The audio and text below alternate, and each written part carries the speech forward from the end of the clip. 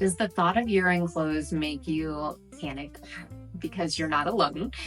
There's a lot of people that don't have any desire to do a year-end close. But I'm going to give you a couple of tricks today as far as making it much more seamless so that you can hand over your books to your accountant and you are actually already prepared about what that accountant might tell you. So here are a couple of things to do as you work through your year-end close. The first thing, and this is something that you can do throughout the entire year, and I actually recommend because it makes it a lot easier to do, is do a reconciliation of your bank accounts every month. So making sure that what QuickBooks or whatever software that you are using matches your bank account.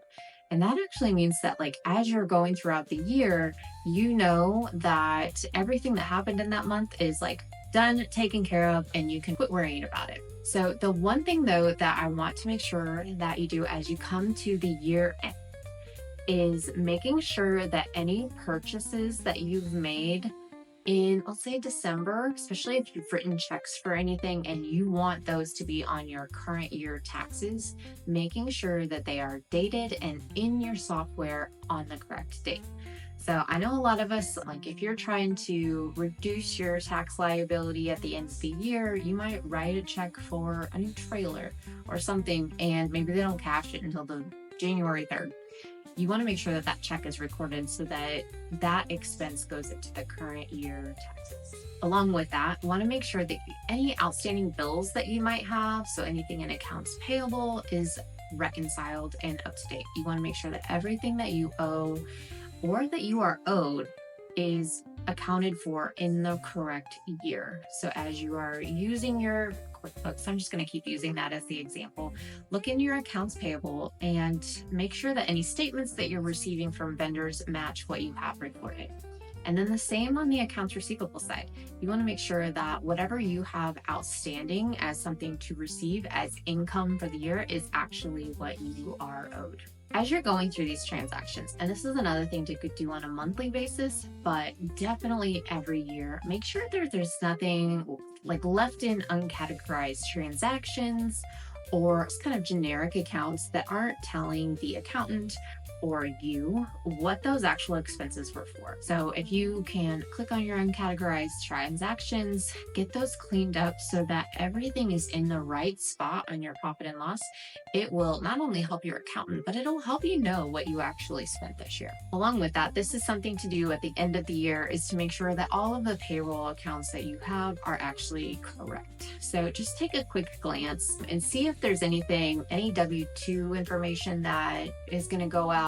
Make sure it's correct. You don't want to overstate somebody else's income from you or understate it.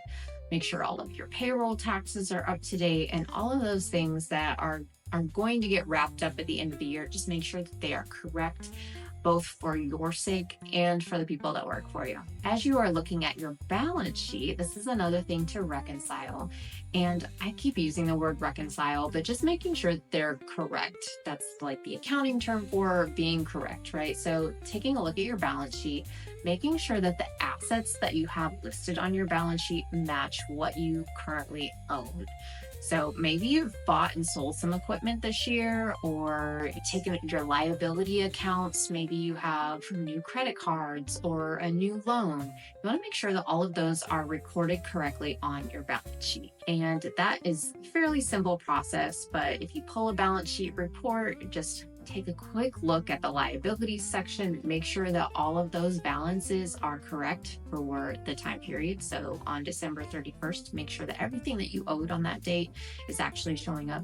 This is one of those things where as you're categorizing maybe loan payments, if you're not divvying up the interest and the principal payment correctly, these can get off really quickly. So just kind of taking a look and making sure that those balances are correct. And then on your assets, your fixed assets, you want to make sure that everything that you own, any pieces of equipment, are actually represented in that account. Now, after you've done all of those other steps, you can generate some preliminary reports, and this will actually give you a good idea before you turn all of this over to your accountant as far as what you actually owe for the year. At this point, you can take a look at your profit and loss and have a pretty good idea of where you are at in a net profit or loss amount, and just do some basic math as far as what income level you might fall into, what tax bracket, and you can do the math there to figure out what you might owe.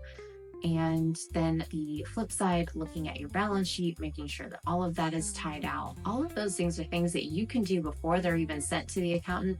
And if you're doing them, if you've kept them up to date throughout the entire year, as you head into December, you can take a look at these and have a really good picture of where you're going to end up for the year. So closing the books is what gets you caught up. As I mentioned multiple times, I recommend doing this on a monthly basis, but definitely by the end of the year is always important.